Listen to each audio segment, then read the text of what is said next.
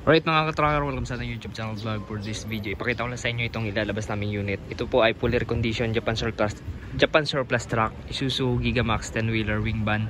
Dalawang unit po. Ayan, fully repaint, fully recon. Ikutan po natin para magkaroon kayo ng idea and then kung magkano na nagre-range ang ganitong unit. So ayan mga ka-tracker, tapusin nyo itong video kasi sa uli natin sasabihin yung price nitong unit. So ayan, may plaka na nakarehistro. 10-wheeler po siya. Color blue and white, may windbreaker. Ayan po yung itsura nyo. Dalawang unit to, 10-wheeler. Ang sukat ng gulong 11R 22.5 karaniwan sa mga 10-wheeler. Tapos ayan, may hagdan.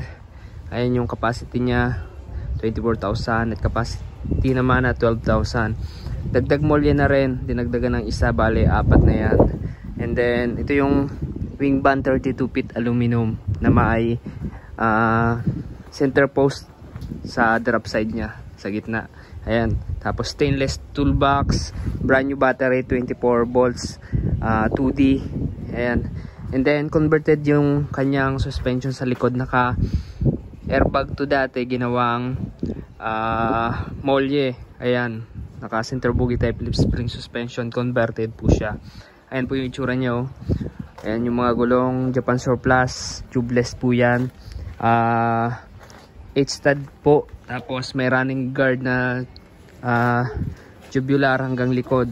Ayan yung chassis, sariwa yung chassis nya, no. Ayan. Tapos wing van. Ayan, ito yung itsura ng likod. G-Cargo Tricks yung gawa ng body. Ayan, ito po yung itsura nya, naka kahoy flooring, tapos pinalagyan ng panel yung bubong. Ayan, naka plywood panel. Maganda yung loob nito. Pinturado siya ng silver paint yung frame ng body. Ayan po, yung reserva nandito. Ayan, reserva. Tapos electrical lights and accessories, standard po siya.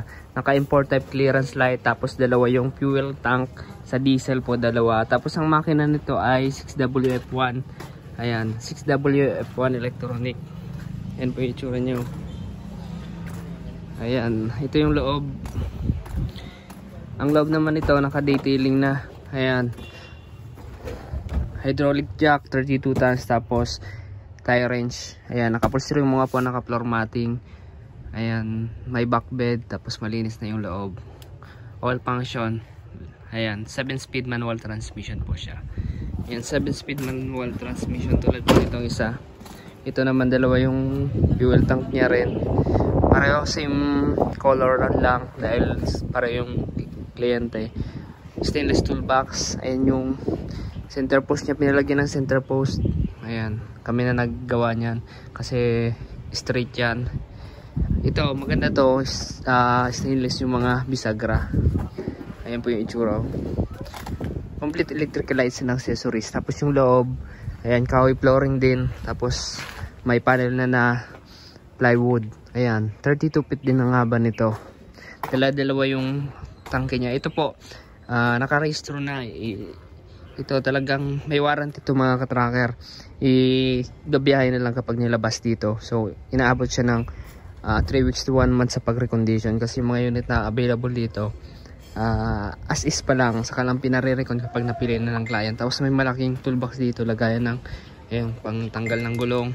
Ayan, may mga cover pa yung ating battery. Tapos ayan, meron ding hagdanan, complete electrical lights and accessories po siya. Ayan, solid, ganda to. Dito tayo dadaan. 6WF1. Ito yung itsura nyo. Ito naman naka stainless yung bumper, naka chrome pala. Ayan, kompleto. Ayan, yung mga tinakbo nito 600,000 yung mga tinakbo. So mga ka-tracker, kapag Japan Surplus, matataas talaga yung bilyahe niya, pero all goods pa rin naman kasi ayan, pagpipili kayo, tingnan nyo yung makina kung maayos yung andar. Ayan po. O ito, medyo mataas na to. Yan, nasa 924,552. Pero yung isa 600. Pero ito mga ka-tracker, yung sa makina niya, maganda naman yung under nito. Ayan, naka upholstery. Ayan, yung mga upuan. Ayan, solid na ito mga ka-tracker, oh. Ayan.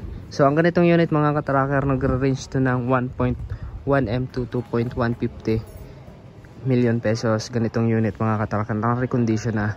So, ayan, may papel na yan. Pogi, di ba? Maganda. Solid yun mga ka-tracker, oh. Ayan, i-deliver bukas ng madaling araw. So kung naghanap kayo ng Japan surplus truck, punta lamang kayo dito sa Calipil Marketing Corporation, Barangay Mambugdos, Bacoor, Cavite. At may mga ipapakita kaming unit. So may 4-wheeler kami hanggang 12-wheeler. Iba't ibang klase ng body. So yan mga ka-tracker, kung nagustuhan nyo itong video na to, pag-like, share, and mag-subscribe na. Maraming salamat. God bless. Bye-bye.